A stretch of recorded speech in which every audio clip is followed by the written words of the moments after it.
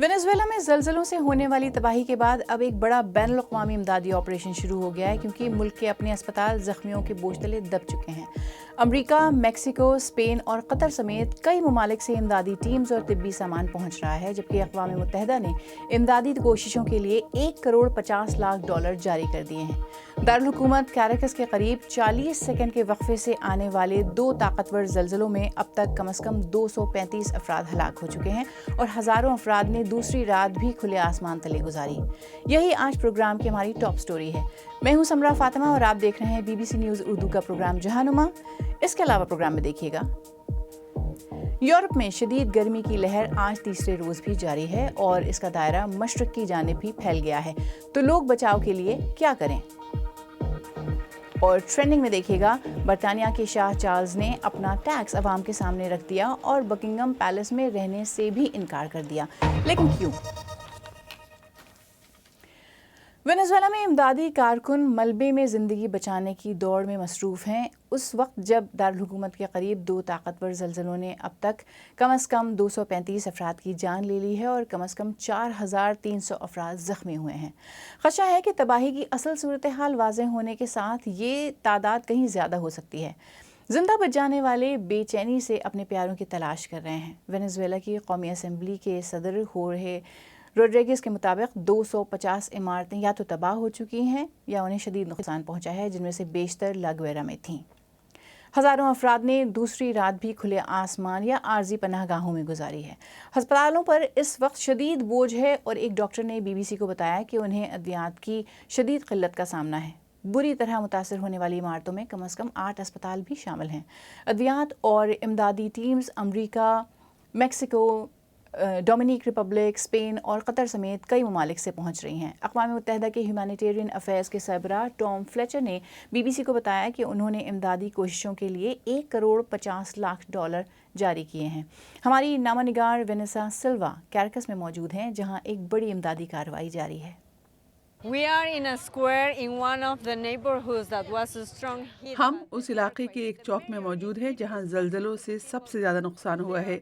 यहाँ के मेयर लोगों को हिदायत दे रहे हैं और उन्हें बता रहे हैं कि इस इलाके की तमाम इमारतों के नुकसान का जायज़ा लिया जा रहा है।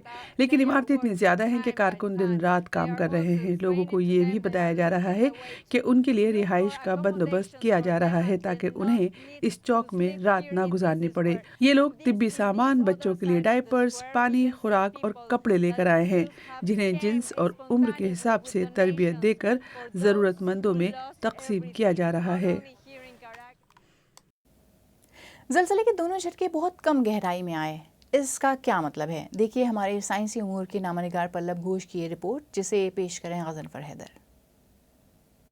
पलक झपकते ही कंक्रीट और फौलाद कागज की तरह तार तार हो गए। रहायशी इमारतें जमीन बोस हो गईं और एक पूरा शहर तबाही का मंजर बन गया। लेकिन आखिर कोई ज़लज़ला इतना तबाहकुन क्यों होता है? इसका जवाब 3 चीज़ों में छुपा है। ज़लज़ला कहाँ आया, कितनी गहराई में आया और इसके ऊपर क्या तामीर किया गया था। ये ज़लज़ले ठीक उसी मकाम पर आए जहाँ कैरेबियन और जनूबी अमरीकी प्लेटें एक दूसरे के साथ साथ सरकती हैं। कैराकस के मगरब में एक अचानक शगाफ ने ये झटके पैदा किए। पहले झटके की शिद्दत रेक्टर स्केल पर 7.2 रिकॉर्ड की गई, जिसके फौरन बाद दूसरा झटका 7.5 शिद्दत का था। ये मामूली इजाफा लगता है, लेकिन दरअसल इसने 3 गुना ज्यादा तवानाई खारिज की। ये दोनों ही बहुत बड़े झटके थे। गुज़िश्ता बरस मार्च में म्यांमार में आने वाले ज़लज़ले की शिद्दत 7.7 थी, जिसमें 5,400 से ज़ायद अफराद हलाक हुए थे। वेनेजुएला के ये झटके निस्बतन कम गहराई में आए, यानी ज़मीन की सतह से तकरीबन 10 किलोमीटर नीचे। ऐसे ज़लज़ले ज़्यादा तबाही फैलाते हैं क्योंकि तवानाई के अखराज और सतह पर मौजूद इमारतों के दरमियान फासला कम रह जाता है। यहाँ ज़लज़ले अमूमन कम गहराई में आते हैं और इसी वजह से ये कहीं ज़्यादा तबाही फैलाते हैं। अगर ज़लज़ला सिर्फ 10 किलोमीटर की गहराई में हो तो 50 किलोमीटर की गहराई के मुकाबले में कहीं ज़्यादा नुकसान की तवक्को की जाती है।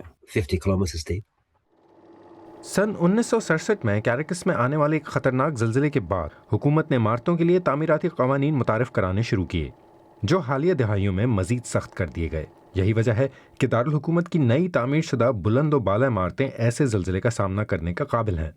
لیکن مسئلہ یہ ہے کہ کیرکس میں رہنے والے 2/3 افراد ایسی عمارتوں میں رہتے ہیں جو ان معیار کے مطابق تعمیر نہیں کی گئی تھیں۔ اب تک کئی چھوٹے آفٹر شاکس آ چکے ہیں اور آنے والے دنوں اور ہفتوں میں مزید جھٹکوں کا امکان ہے۔ اور برطانیہ کی صدیوں پرانی بادشاہت میں آج کچھ ایسا ہوا جو پہلے کبھی نہیں ہوا تھا۔ تفصیلات دیکھیے آج ٹرینڈنگ میں۔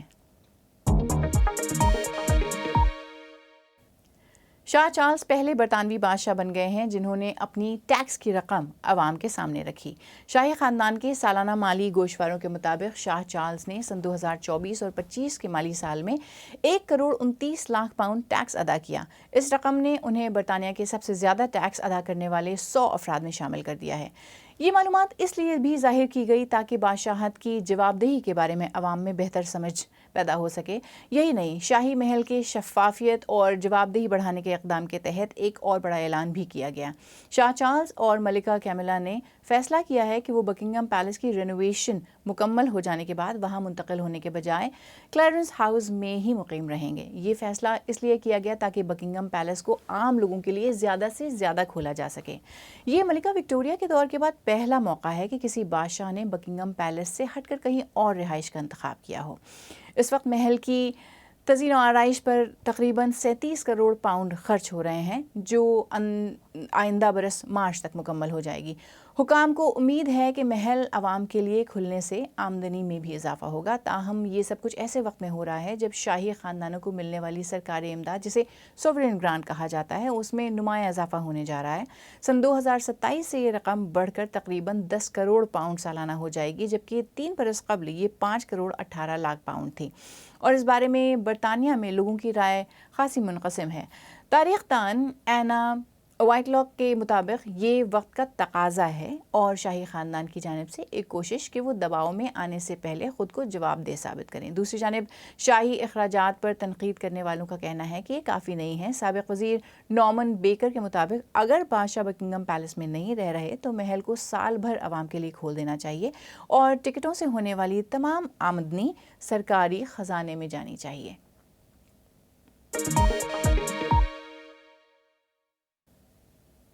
کینیڈا میں ایک نئے ریڈار سسٹم سے جنگلی حیات پر تحقیق کرنے والوں کو یہ مدد ملی کہ وہ اپنا کام بحفاظت کر سکیں۔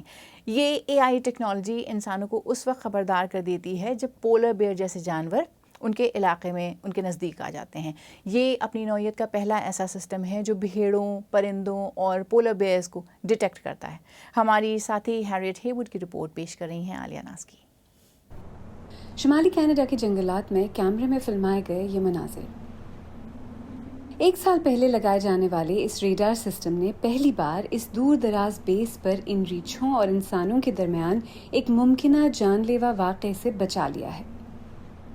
ویدر اسٹیشن میں آرکٹک بھیڑیے سال بھر رہتے ہیں اور یہاں موسم گرما کے آخر سے پولر بیئر ہوتے ہیں اور اس لیے وہ واقعی اس کی جانچ کرنے میں دلچسپی رکھتے تھے۔ اس موسم سرما میں یہ بہت اچھا کام کر رہا ہے۔ لوگ اب بھی اہم ہوں گے اپنی آنکھوں کا استعمال کرتے ہوئے ارد گرد کو دیکھنے اور اس بات کو یقینی بنانے کے لیے کہ چیزیں محفوظ ہیں، لیکن ہم صرف ایک قسم کی حفاظتی لیئر کا اضافہ کر رہے ہیں۔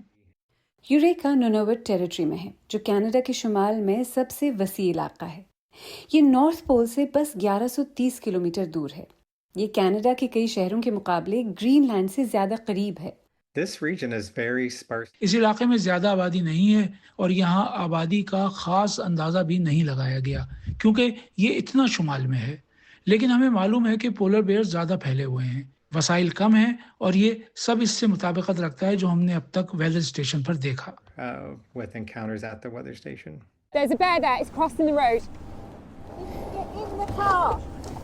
لیکن اس طرح کے اقدامات صرف یوریکا میں ہی ضروری نہیں ہیں۔ شمالی کینیڈا میں چرچل میں پولر بیئر الرٹ پروگرام کی وجہ سے لوگ اور ریچھ ساتھ ساتھ حفاظت سے رہ پا رہے ہیں۔ سائنسدانوں کا ماننا ہے کہ جیسے جیسے زمین گرم ہو رہی ہے اور برف پگھل رہی ہے، پولر بیئرز زمین پر اور لوگوں کے قریب زیادہ وقت گزار رہے ہیں۔ حملے کبھی کبھار ہوتے ہیں لیکن خطرہ حقیقی ہے۔ اس موقع پر ٹیکنالوجی کی وجہ سے عملہ گاڑیوں کا استعمال کر کے اس ماں اور اس بچے کو یہاں سے لے گیا اور اس طرح وہ واپس سمندری برف کی جانب چلے گئے۔ میں ہوں سمرا فاطمہ اور آپ دیکھ رہے ہیں B B C news Urdu کا پروگرام جہانما۔ اب ایک نظر ڈالتے ہیں دنیا بھر کی باقی خبروں پر۔ जापान में लाखों अफराद को सैलाब और लैंड स्लाइडिंग के खतरे के बायस अपने घर खाली करने का हुक्म दिया गया है क्योंकि 2 बड़े तूफान मुल्क की जानिब बढ़ रहे हैं। ये मनाज़र उस वक्त के हैं जब उनमें से एक तूफान ताइवान से टकराया। माहिरीन के मुताबिक ये दोनों तूफान आपस में मिल सकते हैं जिसके बायस उनका रुख जानना मज़ीद मुश्किल हो जाएगा। न्यूयॉर्क शहर के हाउसिंग बोर्ड के तकरीबन 10 लाख रेगुलेटेड अपार्टमेंट्स के किरायों को 2 साल तक मुंजमद करने के हक़ में वोट दिया गया है और यूं मेयर ज़ुहरान ममदानी का एक अहम इंतखाबी वादा भी पूरा हो गया है। मैनहट्टन में मौजूद सैकड़ों अफराद ने इस फैसले का पुरजोश इस्तकबाल किया। ममदानी ने इसे न्यूयॉर्क के किराएदारों की एक तारीखी फतह करार दिया है। और श्रीलंका में एक बस ड्राइवर उस वक्त सहम गया जब एक जंगली हाथी ने बस के सामने वाले शीशे की खिड़की तोड़ डाली। इस बस में फ़ज़ाइये के एहलकार सवार थे, ताहम कोई ज़ख्मी नहीं हुआ है। जंगलाती इलाकों के करीब सड़कों पर अक्सर जंगली हाथी देखे जाते हैं जो बाज़ औक़ात गुजरती हुई गाड़ियों पर हमला कर देते हैं। और अब बात यूरोप में शदीद गर्मी की। यूरोप के बेशतर ममालिक में हीट वेव मुसलसल जारी है और अब ये मशरक़ की तरफ बढ़ रही है। हीट वेव अब जर्मनी, क्रोएशिया, लग्जमबर्ग और स्विट्ज़रलैंड पहुंच गई है। दर्जा हरारत इतना बढ़ गया है कि मुतअद्दिद यूरोपीय ममालिक में शदीद गर्मी से मुताल्लिक़ वार्निंग्स और सेहत आम्मा से मुताल्लिक़ इक़दामात का ऐलान कर दिया गया है। फ्रांस में एक्सट्रीम हीट अलर्ट कायम है जहां बूढ़े और वल्नरेबल लोगों के तहफ़्फ़ुज़ को तरजीह दी जा रही है जिससे अस्पतालों पर बोझ कम हो। इटली में भी बहुत ज़्यादा गर्मी है और बरतानिया में हुकाम ने मौसम के लिए हाईएस्ट लेवल वार्निंग यानी रेड अलर्ट जारी कर रखी है। लंदन और जनूब मशरक़ी इंग्लैंड में मुसलसल तीसरे रोज़ भी हीट वेव जारी है। इंग्लैंड के 6 अस्पतालों ने हंगामी हालात का ऐलान किया है। शदीद गर्मी हमारे जिस्म पर उससे कहीं ज़्यादा असरअंदाज होती है जितना अक्सर हम समझते हैं। BBC नामा निगार फर्गस वॉल्श बता रहे हैं कि इंतहाई दर्जे हरारत हमारे जिस्म पर किस तरह असरअंदाज होता है और ऐसे में हम खुद को ठंडा करने की कोशिश किस तरह कर सकते हैं। उनकी रिपोर्ट जावेद सुमरू की ज़ुबानी देखिए। खुद को ठंडा रखने के कई तरीके हैं, लेकिन इस शदीद गर्मी में जिस्म का दर्जा हरारत मुतवाज़न रखना मुश्किल हो जाता है। अगर आप बहुत ज़्यादा गर्म हो जाएं और जिस्म में पानी की कमी हो जाए तो ये तेज़ी से हीट एग्जॉशन यानी गर्मी से निडाल होने की कैफियत में बदल सकता है। इसकी अलामात में शदीद पसीना आना, पीला और कमज़ोर जिस्म, मतली, चक्कर आना या बेहोशी जैसा एहसास शामिल है। बरतानिया में सेंट जॉन एम्बुलेंस के रज़ाकार अवामी तकरीबात में हर मौसम में खदमात अंजाम देते नज़र आते हैं और इब्तदाई तिब्बी इमदाद फराहम करते हैं। अगर आपको कोई शख्स गर्मी से निढाल हालत में मिले तो क्या करना चाहिए? सबसे पहले इसे गर्मी से दूर ले जाएं, सायादार जगह पर रखें और इजाफी कपड़े उतार दें। अगर मुमकिन हो तो ठंडा पानी इस पर छिड़कें और पंखा करें। टांगें ऊंची करें ताकि ब्लड प्रेशर बेहतर हो और अगर वो होश में हो तो उसे कुछ पीने को दें। पानी सबसे बेहतर है। एम्बुलेंस कब बुलानी चाहिए? अगर 30 मिनट के अंदर हालत में बेहतरी ना आए तो फौरन एम्बुलेंस बुलाएं और इसे अस्पताल मुंतकिल करें। असल खतरा यह है कि हीट एग्जॉशन हीट स्ट्रोक में बदल सकता है जो एक तिब्बी हंगामी हालत है। इसकी अलामात में बहुत ज़्यादा दर्जा हरारत, गर्म मगर खुश्क जिल्द, जहनी उलझन, दिल की धड़कन तेज़ होना, सांस तेज़ होना या बेहोशी शामिल है। लंदन के सेंट मैरी यूनिवर्सिटी में माहौलियाती चैम्बर मौजूद है जहां एलीट खिलाड़ी शदीद गर्मी या सर्दी में मुकाबलों से पहले खुद को आदी बनाते हैं। यहाँ हम दर्जा हरारत में नमी को कंट्रोल कर सकते हैं। इस हीट वेव में हम सब के लिए एक बड़ा मसला ज़्यादा नमी है। जब हवा में नमी ज़्यादा हो तो पसीना बुखारात बनकर जिल्द से खारिज नहीं हो पाता जो कि जिस्म को ठंडा करने का सबसे मौसर तरीका है। नतीजतन पसीना वहीं रह जाता है या टपकता रहता है और अपना काम नहीं कर पाता, जिससे जिस्म का दर्जा हरारत बढ़ने लगता है। यही असल मसला है। इस गर्मी में सबको एहतियात की ज़रूरत है, लेकिन सबसे ज़्यादा ख़तरा बूढ़े अफराद, नौज़ायदा और कम उम्र बच्चों, हामिला ख़वातीन और दिल या फेफड़ों के मरीज़ों को होता है। वैसे गर्मी जिस भी मुल्क में हो वहाँ के दिन तो किसी तरह गुजर जाते हैं, लेकिन रातें मुश्किल हो जाती हैं और ख़ास तौर पर तब जब आपके घर में छोटे बच्चे भी हों। वालिदैन ये सोचकर परेशान रहते हैं कि गर्मी में उनकी तबीयत ना ख़राब हो जाए।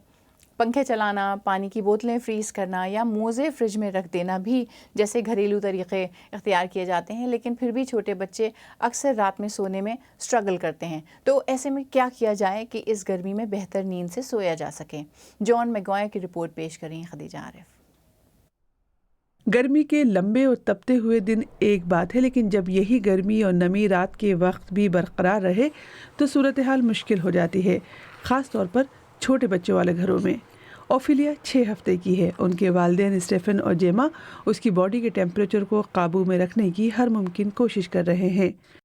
There was the first heat wave that came after she was born. बच्ची की पैदाइश के बाद ये पहली हीट वेव है। हम थोड़ा घबरा गए थे। I was like, oh my god, like नए वालिदैन वैसे ही परेशान रहते हैं और गर्मी में ये फिक्र और बढ़ जाती है क्योंकि आप तरह तरह के खौफनाक वाक़यात और वार्निंग्स के बारे में सुनते हैं। वो सही से सो पा रही है। एक बार हमें दर्जा हरारत का अंदाज़ा हो जाता है तो हम ये यकीनी बनाते हैं कि उसने ज़्यादा कपड़े ना पहने हों। हम पहले से तैयारी करते हैं, देखते हैं कि मौसम कैसा है और फिर एक रात पहले उसके हिसाब से तैयारी करते हैं और घर को ठंडा रखने की कोशिश करते हैं। इंसानी जिस्म रात के वक्त ठंडा माहौल चाहता है ताकि नींद के लिए साजगार माहौल हो, लेकिन अगर रात को भी गर्मी हो तो जिस्म को ये इशारा ही नहीं मिलता कि सोने का वक्त हो गया है। जिस्म नींद के लिए तैयार हो तो उसके लिए माहौल में बाज़ तब्दीलियों की ज़रूरत होती है। इस वक्त जो मौसम है इसमें यकीनी बनाना ज़रूरी है कि आपके जिस्म का दर्जा हरारत मतलूबा हद तक ठंडा है, लेकिन बहुत ज़्यादा गर्मी है तो ज़ाहिर है बॉडी टेम्परेचर को कम करना मुश्किल हो जाता है, और अगर आप मुनासिब इक़दामात नहीं करते तो ये काम मज़ीद मुश्किल हो जाता है।